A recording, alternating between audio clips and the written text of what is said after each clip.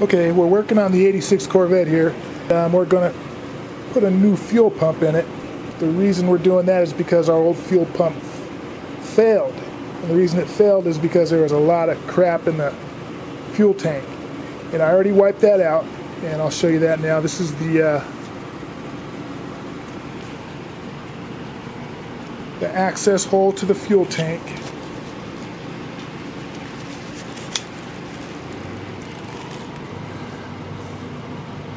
That's a little tray that's in there. Don't try to pull it out because you'll break it if you do. But you got to wipe that out real good. And just wipe everything that you can reach. This is the only access port to it right here. So the skinnier and longer your arms, the better. Because you can reach around in there and wipe all the soot and dirt and sand that's built up over the years in there. And I got quite a bit out. The way I did it was I dampened up a piece of paper towel from AutoZone, that really heavy duty stuff. Just put water on it, folded it in fourths, just got down in there and just wiped real good. All on the floor of the gas tank, all in that tray. Got quite a bit of dirt out of there. And this is the second fuel pump that I'm installing in this car. The first one wasn't bad, I just wanted a new fuel pump. But being as I didn't clean out the tank the first time, when I stomped on it, it picked up a whole bunch of dirt and made that new fuel pump foul out. It died prematurely. So when you read all the instructions on how to do a fuel pump, they tell you, wipe out the tank real good with tank cleaner.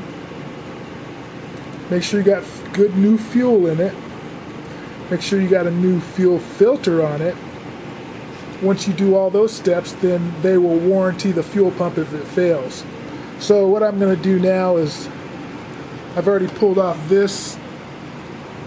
So the way I pulled that off was use a scraper right here. Put a towel down in there, a rag, or so whenever you're doing all the scraping, it'll land on that rag and it won't land all in the tank. Then pull the rag out carefully, and then you can dump all the crap off that's on the rag that fell when you were scraping the old gasket off. So I'm going to get ready to install a new gasket before I put the new fuel pump assembly back in. So I just want to give you a heads up on what's going on with that now. You see that? That's where the fuel strainer sits, is in that little tray right there. And that's another thing I didn't replace on the new fuel pump before it failed, was the fuel pump strainer. So I'm getting ready to do that. I'm going to make sure there's a new one on this fuel pump that I'm installing now.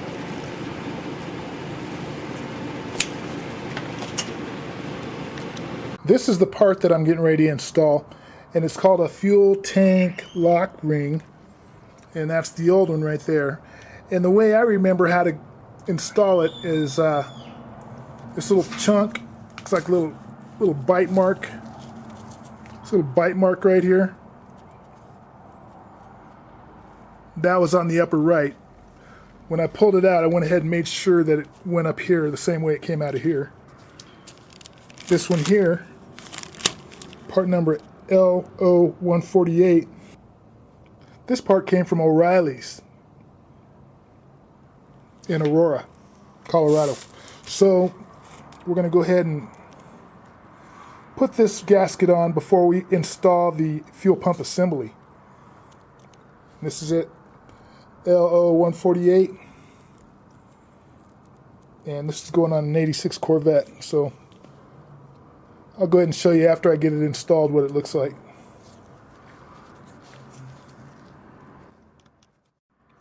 I put a little thin layer of gasket sealer on here. You probably don't need to, but I did anyway. What I used was RTV Ultra Black. I just put a really thin layer on there to hold it in place until it dries before I install the fuel pump assembly. So you got to remember this little chunk right here, this little bite mark That's on this side up here. We're going to go ahead and slap this on real quick, and I'll show you what it looks like after it's installed, because I can't hold the camera and install at the same time. So, okay, we got the new gasket on. Looks like it lines up pretty well.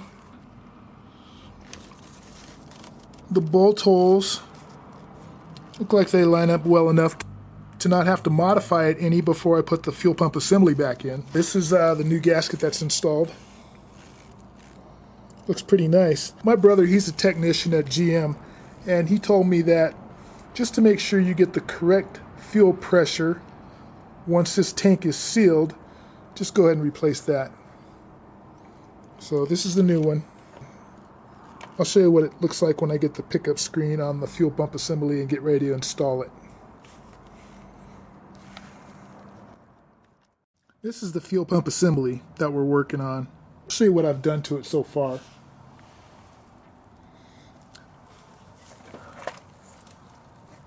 These two wires that go to this right here, they come in the new package with the fuel pump, but I didn't replace them last time when I put the new fuel pump in a long time ago. Just like I didn't do everything like I was supposed to, but these two wires, they need to be replaced. And what you do with them is, see that right there? That is spliced. And that one actually goes to the fuel sender. But just to make sure I had a good wire going there, you got to take these two off. And they're really locked on there, so you have to get a safety pin in between the side there to release the lock to get those off. Once you get them off, you take some emery cloth, really fine emery cloth, or some kind of Scotch-Brite or something. Emery cloth was as thin as I could get to go in between there and clean those leads, because mine were corroded. And you got to make sure you're getting electricity from the plug here into these wires. Okay, and the other one goes to the top of the fuel pump. And then that black one right there, that one zigs around and goes into this thing right here. And it already had a connector on the end of it, so I just went ahead and soldered a connector onto the one that was onto the thing, onto the assembly itself. You see that little spot of solder right there? And I went ahead and cut the old wire off. And you got to remember that one goes to the negative of the fuel pump. You see how it's connected to the frame of the whole assembly and everything. So we have new wires all the way from the top up here to the ground right there and to the top of the fuel pump right there. So this is the new fuel pump. And then I have to hook up the fuel strainer. I have to put the fuel strainer on this part here. So that's coming up here shortly. But yeah, this is the fuel pump assembly. And this is the service that I've done to it to ensure that it's going to last a lot longer this time. No matter if I stomp on it, it'll still pick up the fuel, and it won't get a bunch of dirt in there to foul out the fuel pump.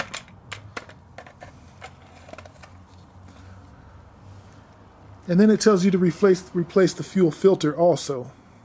And if you don't know where that is, I should probably show you where that is. Here, let me show you where that is. Okay, we're on the right side, the passenger side, the right side, behind the front wheel. This is the front wheel. Oh yeah, I put new tires and new wheels on it too. I like these meats. These are finally got some rubber on this thing. Right behind the front tire. Right underneath there is the fuel filter. So this is the second one I've replaced on here, just to make sure that we have clean fuel getting to the fuel rail. See, that's where the fuel filter is. See it?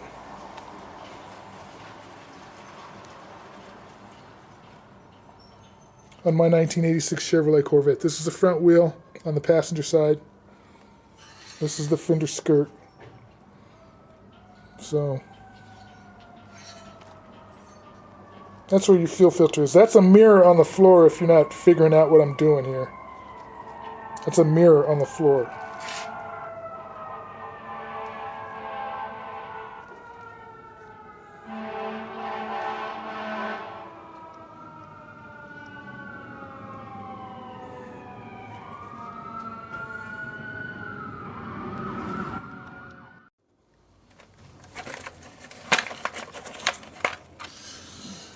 Now I'm getting kind of a detail-oriented, picky, and all that stuff. I'm taking all the rust off this, and I'm using a piece of emery cloth. You see this right here? I'm using that to remove the rust off of the fuel pump assembly. So there's a little bit right there, a little bit right there on the other side of this thing, inside there, just in case it decides to fall off and clog up my fuel filter and clog up my fuel strainer. So I'm going to go ahead and scrape this off. There's a little bit on there. I'm going to go ahead and use this little piece of emery cloth and shine this up, and I'll give you a picture of how it looks after I'm done with it. There we go. That's a little cleaner.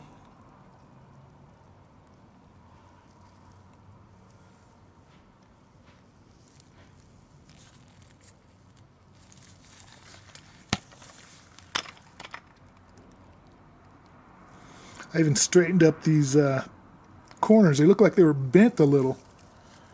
And I'm making sure that tank seals once I get that seal on there, because we already got the new seal on. So I'm just making sure this is like level. And I had to bend some of those corners, but they look like they're straightened up. They're straightened enough to seal now. So yeah, we're gonna make sure this bad boy goes in properly this time. Here's the float. I sprayed some metal protector from Amsoil in there just to make sure everything was nice and moving nice and smooth. We'll be stabbing it in the tank coming up real shortly.